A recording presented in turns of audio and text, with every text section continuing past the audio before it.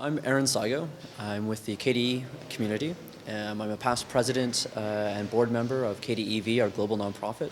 I'm one of the software architects in the community, primarily involved with the Plasma workspaces, so Plasma Desktop, Netbook, and our newest initiative, Plasma Active. And I also do a lot of community work on the leadership side and trying to spread those skills and make sure that the community remains healthy and represented publicly as well.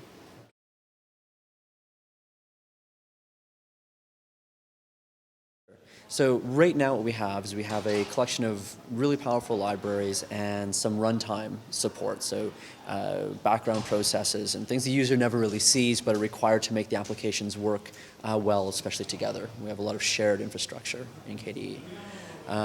Great features, they do great things, but they're all kind of welded together, and which is why you have the name platform. It's a foundation that you kind of target if you're an application developer. Something that's changing, though, in the Qt ecosystem around us, and of course we use Qt underneath all of our stuff, is they're modularizing their libraries with Qt 5 and really looking at targeting people that are working on environments as diverse as mobile phones, as right up to workstations, but also in-vehicle entertainment, tablets, etc. And so we looked at what we had in the KDE platform. And we said, a lot of what we do now is either partially duplicated in Qt, or, and wasn't at the time, these things that get added eventually, right? Or should be in Qt. And Qt is also getting this open governance where people outside of the Qt development team, now at Nokia, can contribute on equal grounds. So this is really exciting because now we look at our technology and we go, can we really work with Qt in a more direct way and in a more powerful way? So what we decided to do was take our existing technologies and really just split the libraries up in a slightly different way. And we've put some rules down for ourselves for how dependencies are allowed. So a library is allowed to depend on Qt core only, or can you depend on another KDE library? We've made some rules for ourselves to keep the dependency chain very clean. And we've broken up the library so that each type of functionality is in its own library.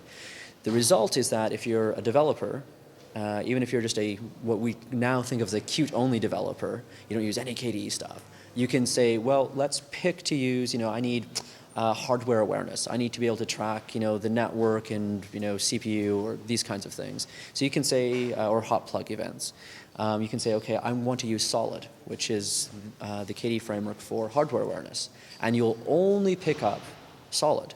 And it only has a dependency on Qt core. This will be nicely documented. You can use this in isolation from everything else, which today is possible but very difficult to do.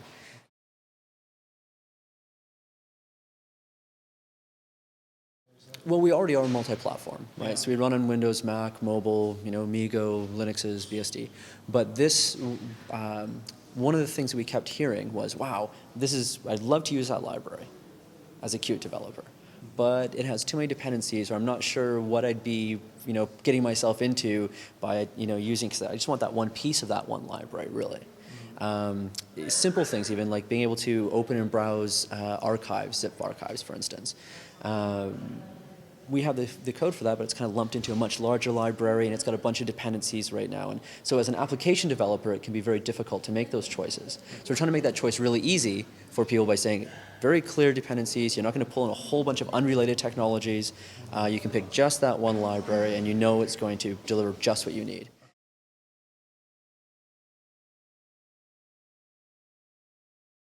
So perhaps one of the better examples is Phonon or Qt WebKit. Both of which are technologies that originated in the KDE project in the past, and now they're very much synonymous with Qt. If you want to do multimedia with Qt, you probably use Phonon. If you want a web stack and you're using Qt, you're probably going to use Qt WebKit to achieve this. And so these are things that most Qt developers feel they can use because they only rely on Qt, and they're very clearly separated into a library by themselves. So it just makes a perfect fit with the rest of Qt. And we're trying to do that for the entire set of libraries and technologies that KDE ships. And so it basically motivates us towards modularization, performance improvements, and this has also the effect of helping us achieve higher quality standards.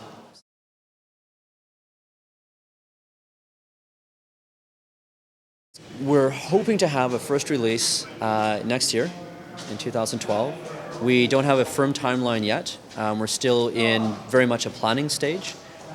We've got the flow charts you probably saw on the first day. So we're pretty good with planning, but we haven't done a firm timeline. Best case scenario is we want to get it out as quickly as possible after Qt 5.0 is released. How close we can make that happen remains to be seen. We're still waiting to get some final numbers on schedule from Qt as well, but we're hoping to get it out as close as possible to Qt 5.0 and sometime next year.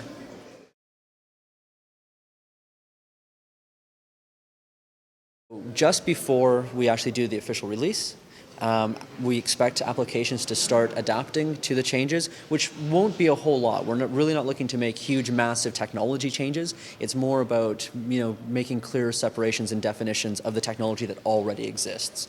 So porting efforts are going to be very small. And this is very intentional, just as with Qt 5.0. So we're going to start that process just before we do a release of Frameworks 5 so that the applications can then start rolling shortly thereafter. But yes, we're focusing on the frameworks first, not disrupting application development and therefore not disrupting our users, and then come to applications next.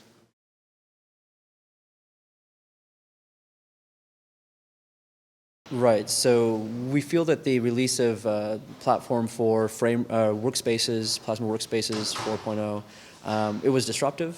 We needed to do a lot of the changes that we needed to do, and it's paid off. I think it's worked out quite well in the end. But yeah, having to try and do both things at once, trying to do library work and application work, there's two different schedules. And one thing we really learned from that was we were probably at the size and the scope that we can't tie them too tightly together. So yeah, we're doing the framework separately and the application separately, and specifically so that the transition will be nice and smooth. And we don't have big plans to change the desktop we have right now. So it'll be another incremental release as far as users is concerned.